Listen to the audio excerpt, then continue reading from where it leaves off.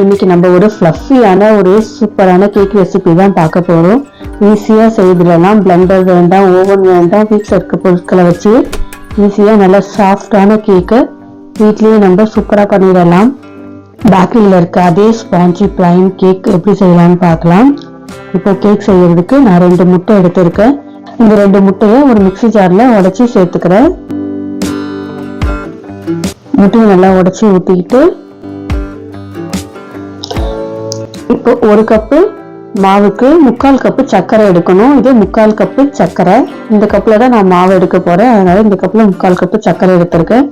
சர்க்கரை சேர்த்துட்டு 1/4 கப்புக்கு ரீஃபண்ட் ஆயில், வாசனை இல்லாத ஆயில் தான் யூஸ் பண்ணணும். கடல் எண்ணெய் அந்த மாதிரி ஆயில் இல்லாமல் ரீஃபண்ட் ஆயில் தான் யூஸ் பண்ணணும். 1/4 கப்பு ரீஃபண்ட் ஆயில் சேர்த்து இதை நல்லா இப்போ பிளெண்ட் பண்ணிக்கலாம். மிக்சியில் நல்லா ஒரு பாயிண்ட்ல மட்டும் வச்சு 1 to 1.5 நிமிஷம் ஓட விட்டா போதும். நல்லா இந்த அளவுக்கு சாஃப்டா பிளெண்ட் ஆகிருக்கும். ஃபர்ஸ்ட் பாயிண்ட்ல வச்சு 1 to 1.5 நிமிஷம் ஓட விட்டா போதும்.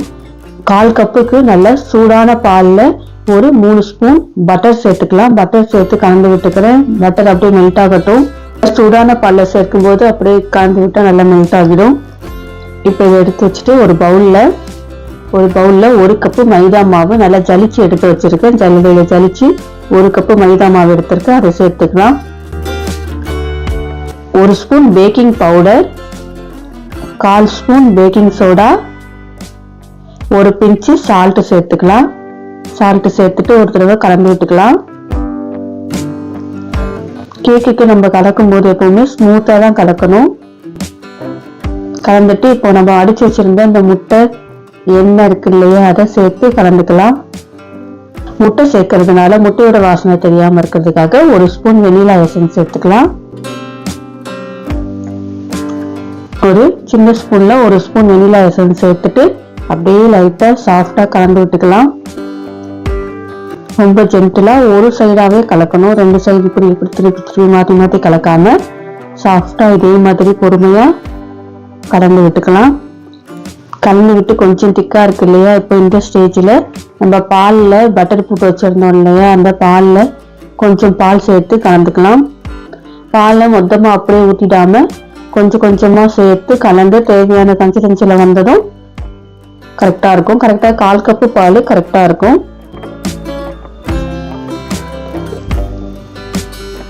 நல்லா பொறுமையா கொஞ்சம் கொஞ்சமா கலந்து விட்டு இன்னும் கொஞ்சம் பால் சேர்த்துக்கலாம். இன்னும் கொஞ்சம் பால் சேர்த்து ஒரு தடவை கலந்துக்கலாம். நல்லா பொறுமையா ஒரு சைடு மட்டும் கலந்து கொடுத்துக்கலாம்.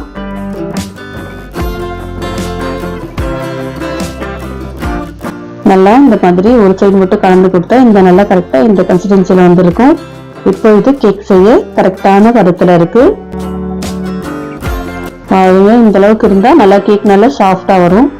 இப்போ அடுப்புல ஒரு கடாய் வச்சுக்கலாம். நீங்க பழைய குக்கரோ இல்லைன்னா நீங்க இதுக்கு நான் கேக் யூஸ் பண்றதுக்காகவே இந்த கடாய் வச்சிருக்கேன். கேக் செய்யறதுக்காகவே மணலோ இல்லைன்னா சால்ட் சேர்த்துக்கலாம் அடியில. இல்லை நீங்க வெறுமனை கூட அப்படியே அடுப்புல ஆன் பண்ணி வச்சுட்டு ஒரு ஸ்டீல் கம்பி வச்சுக்கலாம்.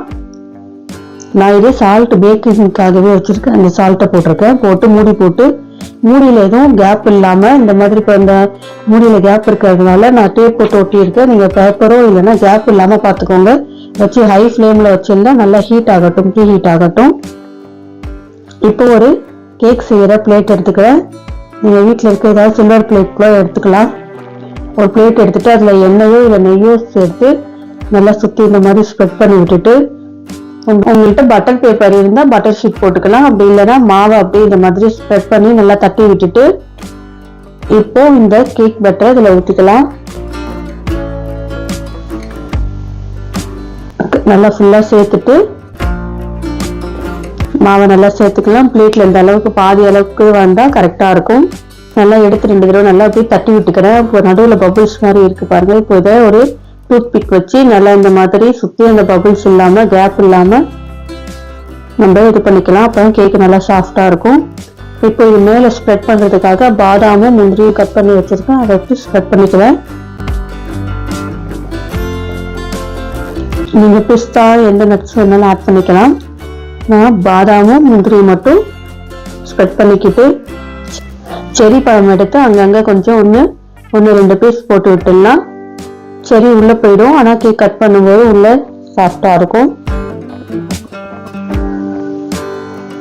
சரி, ஒரு 4 பீஸ் போட்டுட்டு அவ்வளோதான், பேட்டர் ரெடி ஆயிடுச்சு. இப்போ கடாயை ஓப்பன் பண்ணிட்டு அடுப்பை சிம்ல வச்சுக்கலாம். சிம்ல வச்சுக்கிட்டு இந்த பிளேட் எடுத்து உள்ள வச்சாச்சு. அடுப்பை சிம்ல வச்சு நல்லா டைட்டா கரெக்டான மூடி போட்டு நல்லா கரெக்டா மூடிடலாம். கரெக்டா 35 to 45 நிமிஷம் ஆகும் கேக் ரெடியாக. எனக்கு கரெக்டா 35 நிமிஷம் தான் ஆச்சு. 35 நிமிஷத்துல ஓபன் பண்ணிட்டு டூத் பிக் இல்லைன்னா ஒரு கத்தி வச்சு சென்டர்ல வச்சு கத்தியில ஒட்டாம வந்துச்சுன்னா கேக் இப்ப ஃபுல்லா ரெடி ஆகிடுச்சு. இதுல கொஞ்சம் ஒட்டி இருந்ததுன்னா இன்னும் வேகணும். நீங்க அப்படியே ஒரு 10 நிமிஷம் வச்சு வேகட்டும்னு குத்தி பார்த்து எடுக்கணும். ஒவ்வொருத்தருக்கும் ஒரு டைம் ஆகலாம். இப்ப கேக் பேட்டரை எடுத்து தனியா வச்சாச்சு. நல்லா ஆறட்டும். நல்லா ஆறினதுக்கு அப்புறம் தான் நம்ம எடுக்கணும். நல்லா ஆறிடுச்சு. இப்போ கத்தி வச்சு சுத்தி கத்தியால எடுத்து விட்டுட்டு இப்போ ஒரு பிளேட் வச்சு திருப்பிக்கிறேன். திருப்பிட்டு இப்ப எடுத்துடலாம்.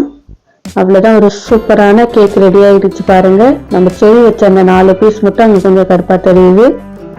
இப்ப டர்ன் பண்ணிட்டு மேல டெக்கரேட் பண்றதுக்காக அங்கங்க கொஞ்சம் செடி வச்சுக்கிறேன். செடி வச்சா அவ்வளவுதான், ஒரு கேக் ரெடி ஆகிடுச்சு. ரொம்ப சிம்பிளான ரெசிபி தான் இது. ஈஸியா செய்திடலாம். நீங்க ஃபர்ஸ்ட் டைம் செய்யறவங்களுக்கு கூட அவ்வளவு பர்ஃபெக்டா வரும். இதே மாதிரி இதே அளவுகள்ல செய்து பாருங்க. நம்ம சேனலோட மற்ற ரெசிபிஸும் பாருங்க. தேங்க்ஸ் ஃபார் வாட்சிங்.